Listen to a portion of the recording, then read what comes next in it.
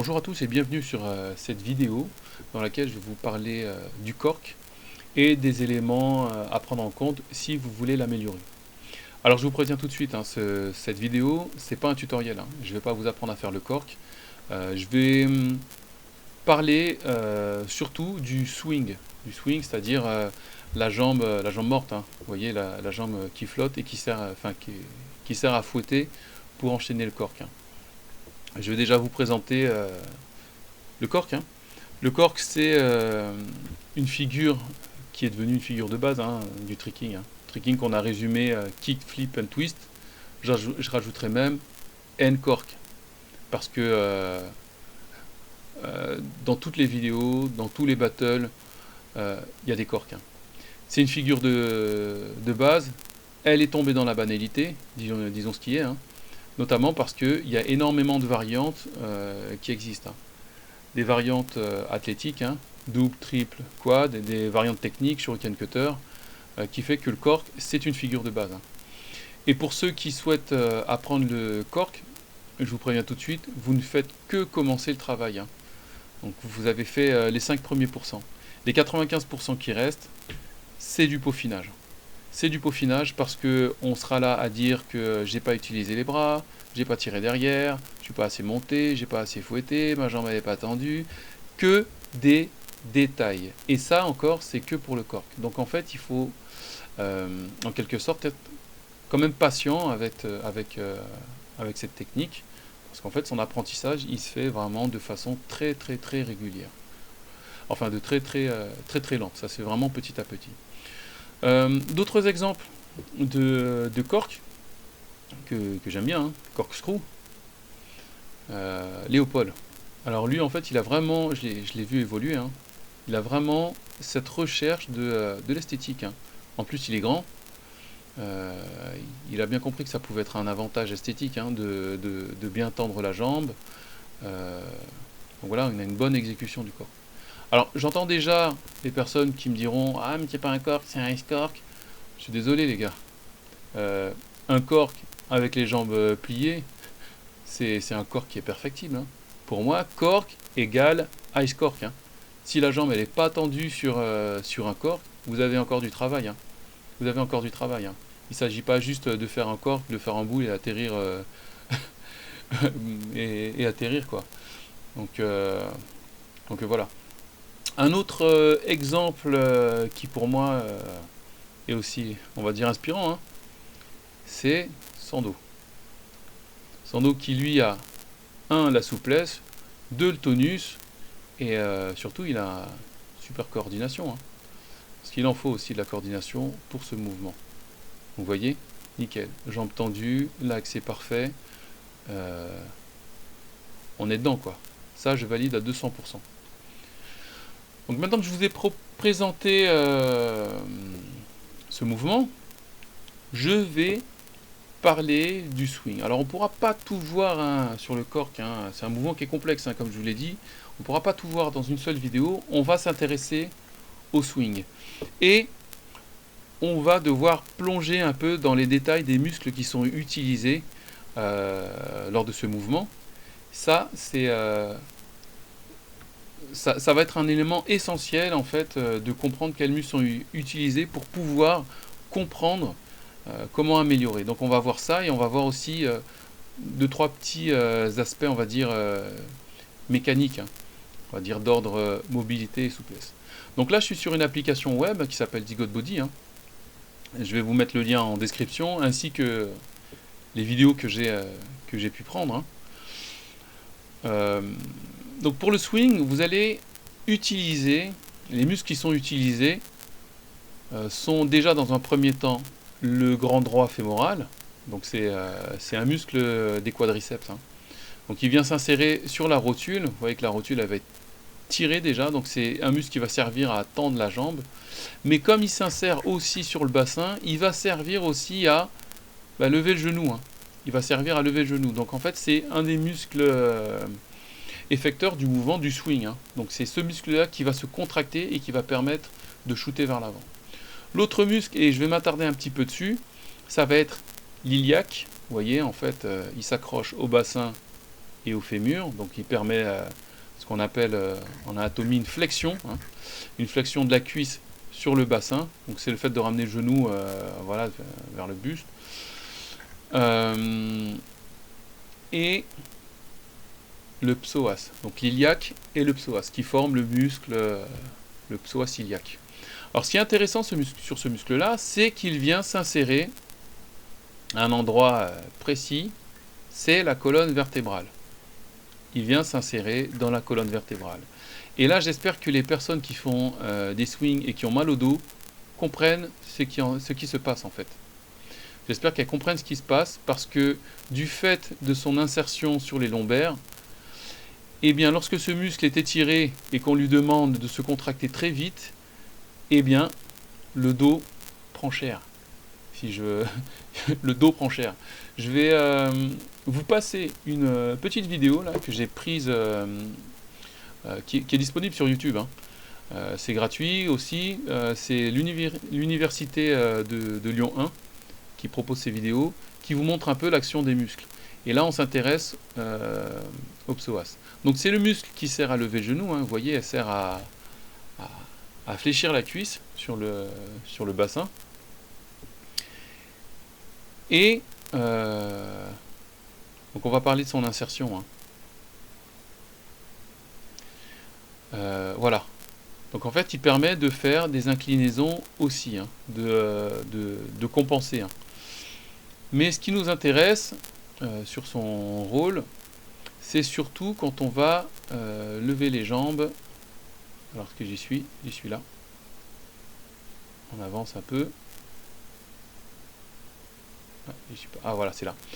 Donc, pile poil.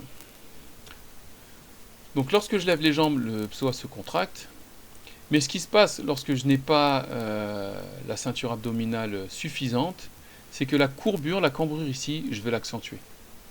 Voilà ce qui se passe. Ça s'appelle une lordose. Et vous voyez les petites épines là qu'on appelle des processus, et elles vont venir, enfin ces processus vont venir se chevaucher. Donc ça va être le premier point sur lequel je vais insister. C'est que pour tout trickseur, premièrement, il faut travailler sa sangle abdominale. Parce que c'est le seul moyen de préserver sa colonne vertébrale de l'hyperlordose et de l'écrasement des disques intervertébraux là, qui commence en moyenne à vieillir chez une personne lambda à 18 ans. Ça commence à vieillir à 18 ans. Ça perd de son eau.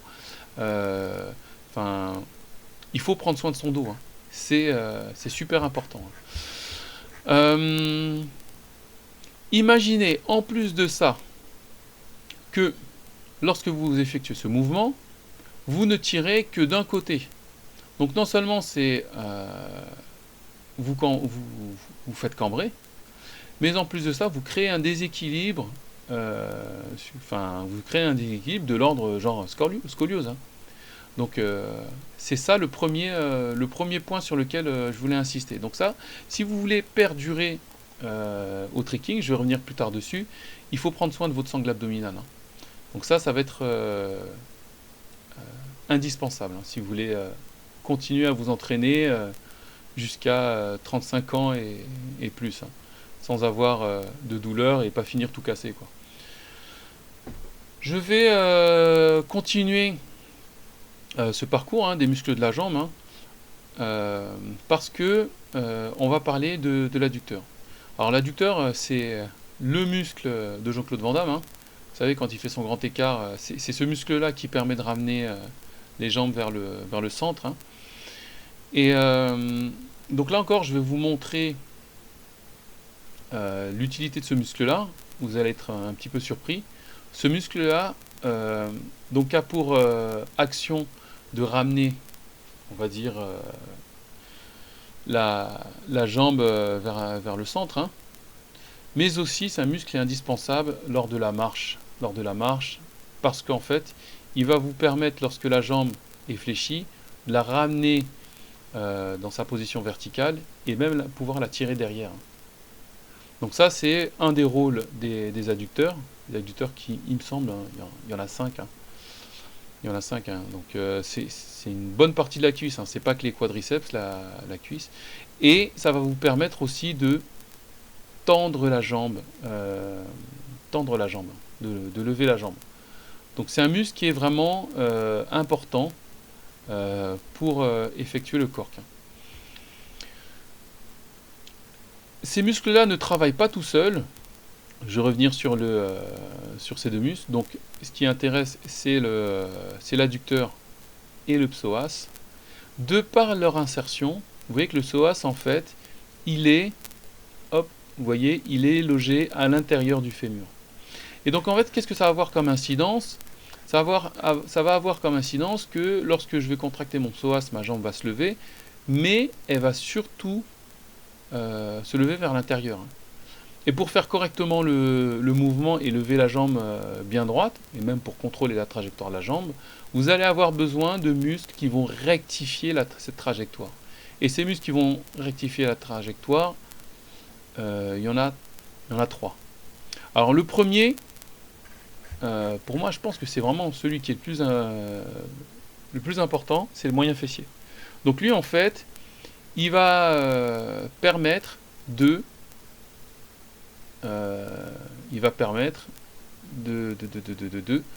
rectifier la trajectoire, d'empêcher justement la jambe d'aller vers l'intérieur. Vous avez le grand fessier aussi, qui va permettre lui aussi de rectifier la trajectoire. Mais ce ne sont pas les seuls. Vous avez aussi le couturier, donc ça s'appelle le couturier dans l'ancienne nomenclature, maintenant ça s'appelle le sartorius, qui va jouer ce rôle-là. Donc ce couturier, vous voyez, il s'insère au niveau de la hanche et sur le tibia. Il va servir à la fois à lever la jambe en face, à faire une abduction, c'est-à-dire lever la jambe sur le côté, hein, et replier le genou.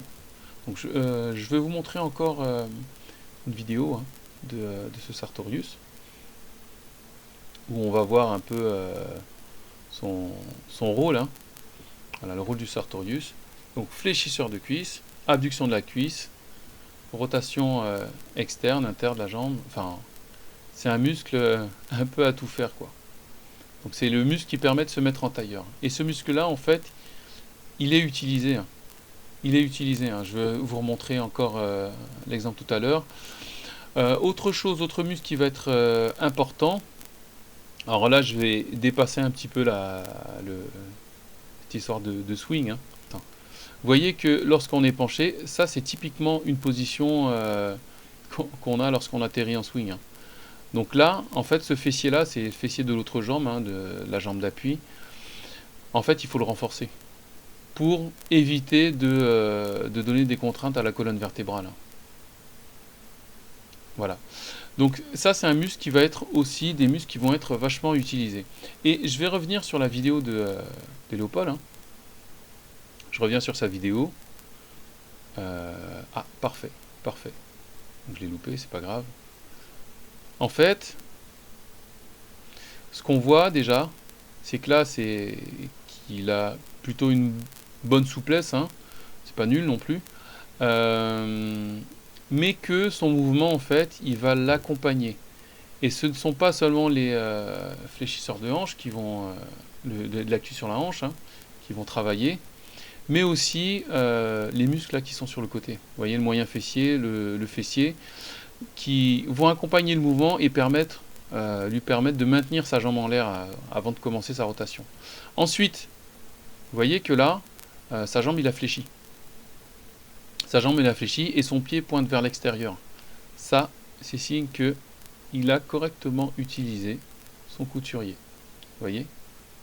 Donc là, en fait, il utilise un maximum de muscles de la jambe. Qui dit utiliser plus de muscles, dit plus de force, hein, plus de puissance. Hein. C'est pour ça que c'est intéressant de connaître un peu l'anatomie de la cuisse. Hein. Donc là, je vais pas mettre la suite parce qu'il tombe sur du dur. Hein. Ça fait mal. Hein. Donc voilà ce qui est pour ce qui est de l'ordre des muscles. On va arriver à la souplesse. Bonjour à tous et bienvenue sur cette vidéo dans laquelle je vais vous parler du cork, et des éléments à prendre en compte si vous voulez l'améliorer. Alors je vous préviens tout de suite, hein, cette vidéo, c'est pas un tutoriel, hein. Je ne vais pas vous apprendre à faire le cork. Je vais parler surtout du swing, c'est-à-dire la jambe morte, hein. Vous voyez la jambe qui flotte et qui sert à fouetter pour enchaîner le cork, hein. Je vais déjà vous présenter le cork, hein.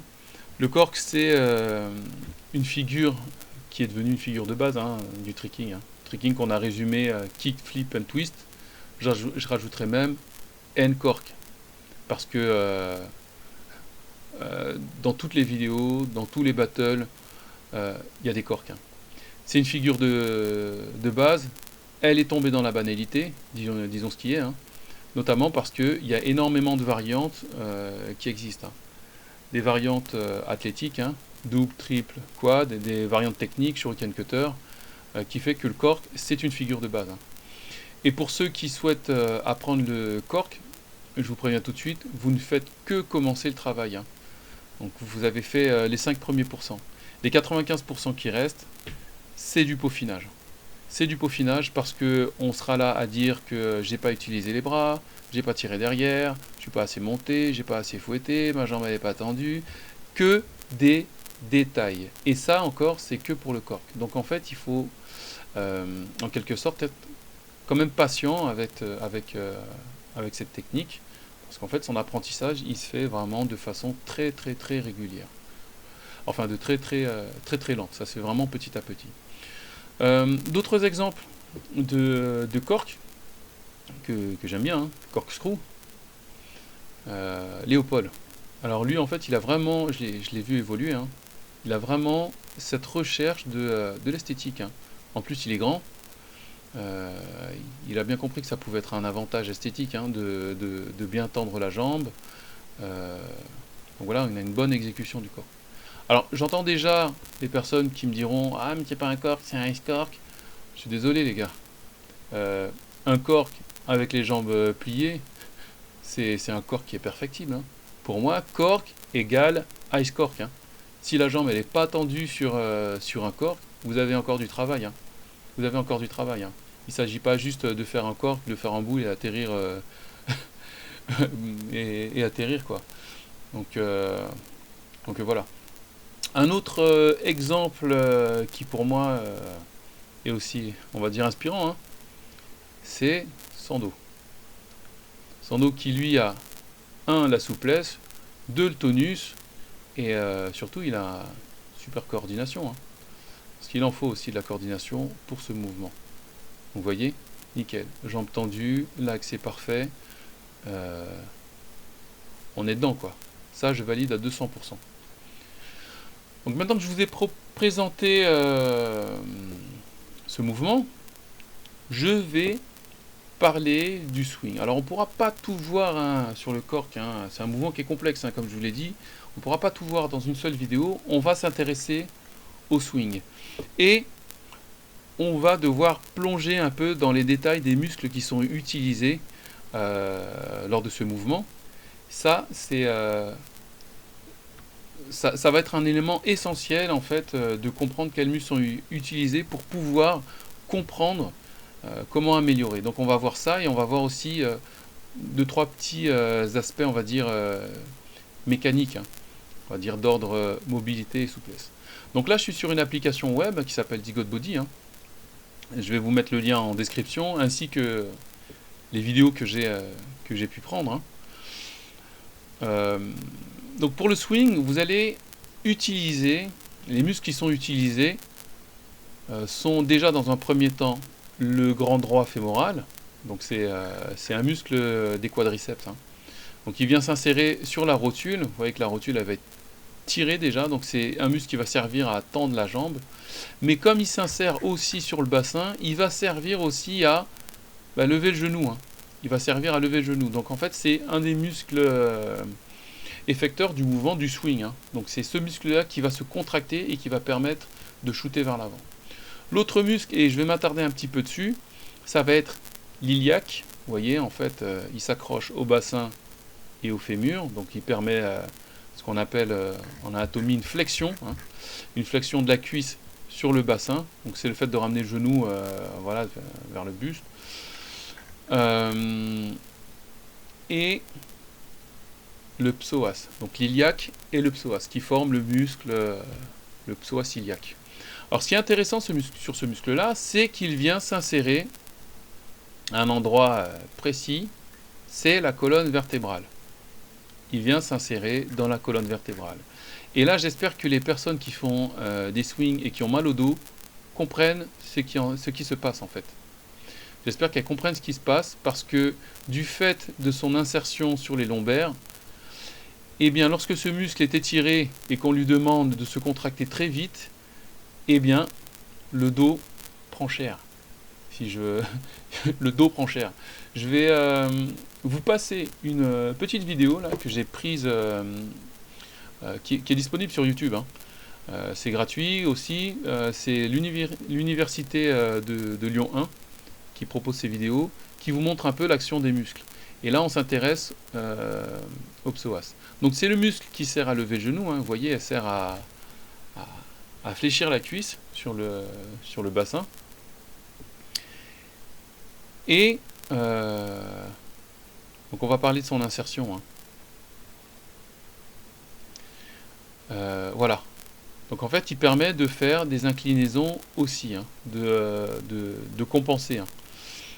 Mais ce qui nous intéresse sur son rôle, c'est surtout quand on va lever les jambes. Alors que j'y suis là. On avance un peu. Ah voilà, c'est là. Donc, pile poil. Donc lorsque je lève les jambes, le psoas se contracte.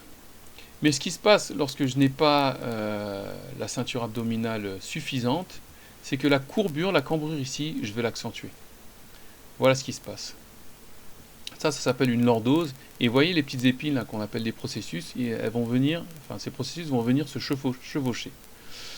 Donc ça va être le premier point sur lequel je vais insister. C'est que pour tout trickseur, premièrement, il faut travailler sa sangle abdominale parce que c'est le seul moyen de préserver sa colonne vertébrale de l'hyperlordose et de l'écrasement des disques intervertébraux là, qui commence en moyenne à vieillir chez une personne lambda à 18 ans. Ça commence à vieillir à 18 ans. Ça perd de son eau. Il faut prendre soin de son dos. Hein. C'est super important. Hein.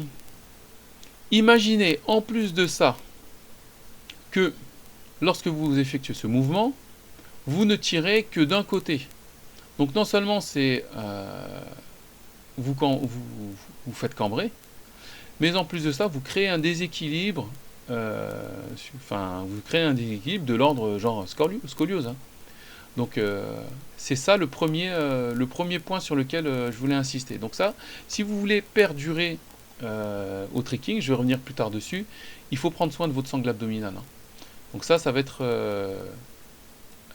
indispensable hein, si vous voulez continuer à vous entraîner jusqu'à 35 ans et plus, hein, sans avoir de douleur et pas finir tout cassé, quoi. Je vais continuer ce parcours hein, des muscles de la jambe hein, parce que on va parler de l'adducteur. Alors l'adducteur, c'est le muscle de Jean-Claude Van Damme. Hein. Vous savez, quand il fait son grand écart, c'est ce muscle-là qui permet de ramener les jambes vers le centre. Hein. Et donc là encore, je vais vous montrer l'utilité de ce muscle-là. Vous allez être un petit peu surpris. Ce muscle-là donc a pour action de ramener, on va dire, la jambe vers le centre. Hein. Mais aussi, c'est un muscle qui est indispensable lors de la marche. Parce qu'en fait, il va vous permettre, lorsque la jambe est fléchie, de la ramener dans sa position verticale et même pouvoir la tirer derrière. Donc ça, c'est un des rôles des adducteurs. Les adducteurs qui, il me semble, il y en a 5. Hein. Il y en a 5, hein. Donc c'est une bonne partie de la cuisse, hein. C'est pas que les quadriceps, la cuisse. Et ça va vous permettre aussi de tendre la jambe, de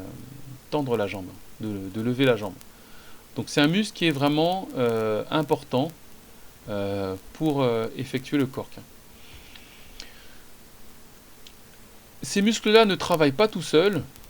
Je vais revenir sur ces deux muscles. Donc ce qui intéresse, c'est l'adducteur et le psoas. De par leur insertion, vous voyez que le psoas, en fait, il est, hop, vous voyez, il est logé à l'intérieur du fémur. Et donc en fait, qu'est-ce que ça va avoir comme incidence? Ça va avoir comme incidence que lorsque je vais contracter mon psoas, ma jambe va se lever, mais elle va surtout se lever vers l'intérieur. Et pour faire correctement le mouvement et lever la jambe bien droite, et même pour contrôler la trajectoire de la jambe, vous allez avoir besoin de muscles qui vont rectifier cette trajectoire. Et ces muscles qui vont rectifier la trajectoire, il y en a 3. Alors le premier, pour moi je pense que c'est vraiment celui qui est le plus important, c'est le moyen fessier. Donc lui en fait, il va permettre de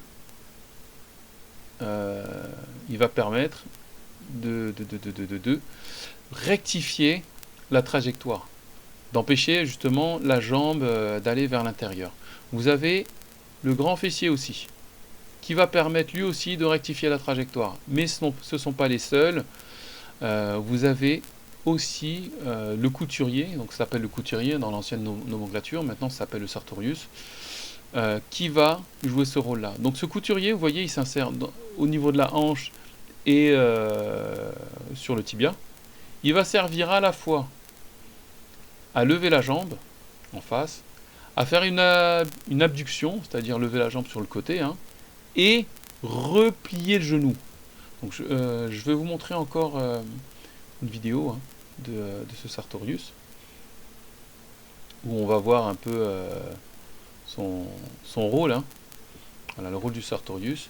Donc fléchisseur de cuisse, abduction de la cuisse, rotation externe, interne de la jambe. Enfin, c'est un muscle un peu à tout faire, quoi. Donc c'est le muscle qui permet de se mettre en tailleur. Et ce muscle-là, en fait, il est utilisé. Hein. Il est utilisé. Hein. Je vais vous remontrer encore l'exemple tout à l'heure. Autre muscle qui va être important. Alors là, je vais dépasser un petit peu cette histoire de swing. Hein. Le muscle qui va être important, c'est donc le grand fessier. Je reviens dessus. Hein. Donc c'est le muscle qui déjà va vous permettre de tirer la jambe vers l'arrière hein, pour armer votre jambe de swing. Mais pas seulement. Hein. Donc de l'autre côté, sur la jambe gauche, c'est un muscle qui va vous permettre de de vous redresser. Hein. C'est un muscle qui va vous permettre de vous redresser. Alors, où est-ce qu'on voit ceci? Non, on ne le voit pas là. Est-ce qu'on le voit? Voilà. Le rôle, on avance.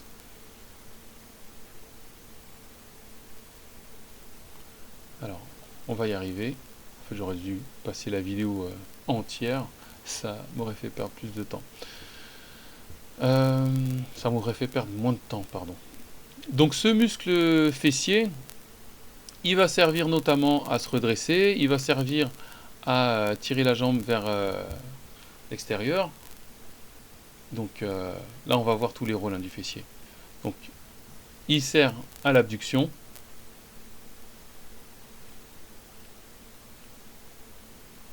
Il sert aussi à l'extension. Hein.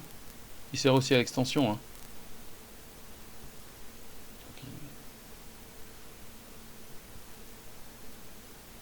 Et ce fessier, il sert à, on va dire, redresser le bassin. Hein. Donc vous voyez que quand je suis en appui sur... alors, il sert à redresser le bassin. Ah, c'est chiant. Voilà. Donc en fait, ce grand fessier sert à stabiliser le bassin. Vous voyez que lorsqu'on est penché, ça c'est typiquement une position qu'on a lorsqu'on atterrit en swing. Hein. Donc là, en fait, ce fessier-là, c'est le fessier de l'autre jambe, hein, de la jambe d'appui.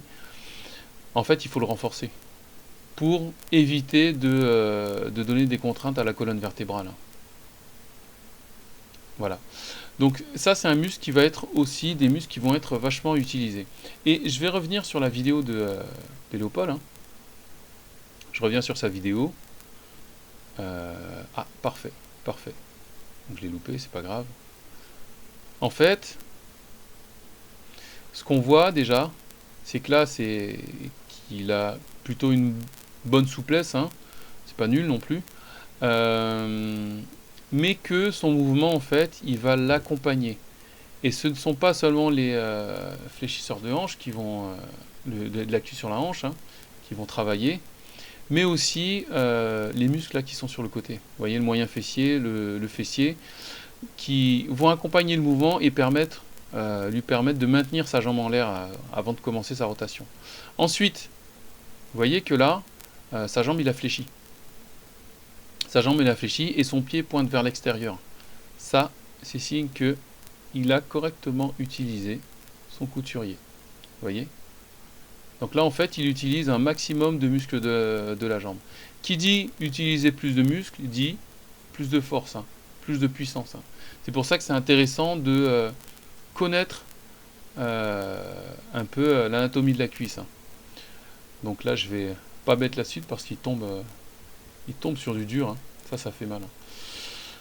Hein.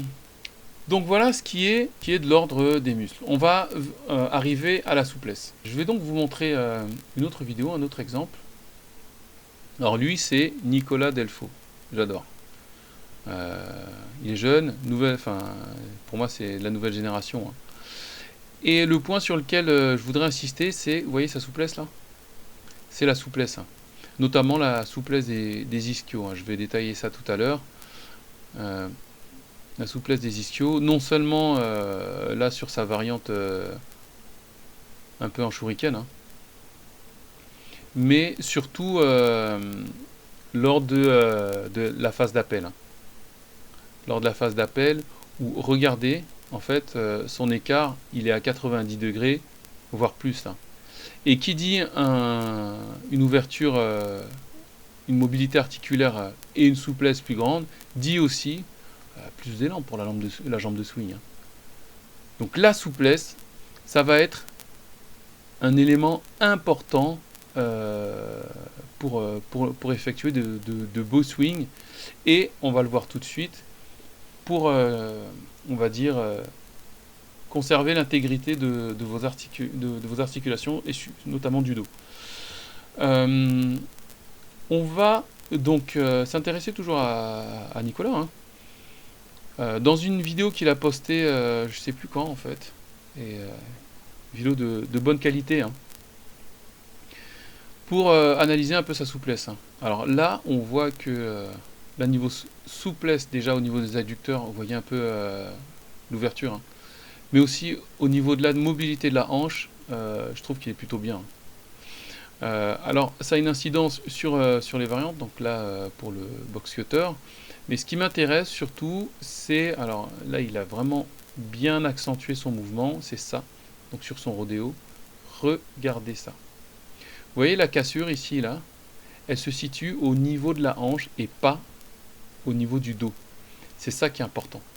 C'est que, en fait, en ayant des hanches plus mobiles, avec une souplesse, bien sûr, hein, vous voyez que là, il n'a aucune difficulté à tirer sa jambe gauche vers le sol, hein. Avec suffisamment de souplesse et de mobilité, ben, il décharge son dos, en fait, ses lombaires, de pas mal de contraintes. Donc lui, pour moi, s'il continue comme ça, hein, à rechercher l'esthétique, hein, j'ai discuté avec lui, il est super exigeant. Il est super exigeant. Pour lui, il est rarement satisfait de ce qu'il fait. Et c'est pour ça que, pour moi, il a des figures super bien exécutées. Il sait tout faire. Hein. Donc vous allez pouvoir décharger votre dos de pas mal de contraintes. Alors, je vais, avant de résumer tout ce que je viens de dire, rester un petit peu sur la hanche. Hein. Vous pouvez voir que l'articulation de la hanche, en fait, c'est donc le fémur, hein, petite boule ici qui est rentrée dans une loge, hein. Donc, pour gagner en mobilité, vous pouvez y aller, hein. Il y a pas mal de tendons, c'est une articulation qui est quand même solide, hein. Elle est quand même solide, il y a pas mal de gros tendons, ces tendons sont soutenus par des muscles profonds, vous pouvez y aller, hein. Donc vous pouvez les tirer, ramener le genou vers le buste, vous pouvez faire des abductions, voilà, donc mettre la position sur le côté là pour bien serrer la jambe, et vous pouvez aussi tirer la hanche vers l'arrière, hein. Ça va vous décharger le travail sur la colonne vertébrale. Donc ça c'est un point important. Donc pour résumer, ce qu'il faut retenir de cette vidéo, c'est qu'en premier lieu, il faut prendre soin de votre colonne vertébrale. Donc ça, c'est le premier point sur lequel je voulais insister, sur le swing. Et pour prendre soin de votre colonne vertébrale, il faut prendre soin de sa sangle abdominale. Il faut se rapprocher le plus possible des contraintes, hein, du sport, hein. Donc les abdos, c'est pas seulement des crunchs, hein. Vous voyez que le grand droit, là, c'est vraiment le muscle le plus superficiel de la sangle abdominale. Ce qu'il faut faire, c'est donc voilà, éventuellement des planches avec des montées de genoux, travailler avec de l'instabilité, donc travailler par exemple avec un gimbal, quoi. Vous prenez le gimbal de votre maman, de votre femme ou le vôtre, quoi, et vous travaillez en posant les mains dessus, vous travaillez en instabilité. Ça va vous permettre de travailler correctement votre gaine abdominale, votre sangle abdominale, parce que pour moi, son travail en fait, c'est de stabiliser la colonne vertébrale. C'est son travail, hein. Deuxième point, il faut rééquilibrer. Il faut rééquilibrer quand vous avez. Le trekking, c'est un sport qui est vachement latéralisé. On fait souvent tout du même côté et forcément on crée des déséquilibres, hein. Notamment, comme je vous l'ai montré tout à l'heure, au niveau de la colonne vertébrale, avec le psoas qui tire sur la colonne vertébrale. Il faut rééquilibrer, hein. Il faut absolument rééquilibrer et penser à muscler les muscles obliques de l'autre côté, à muscler les fessiers de l'autre côté. Ça, c'est un point important.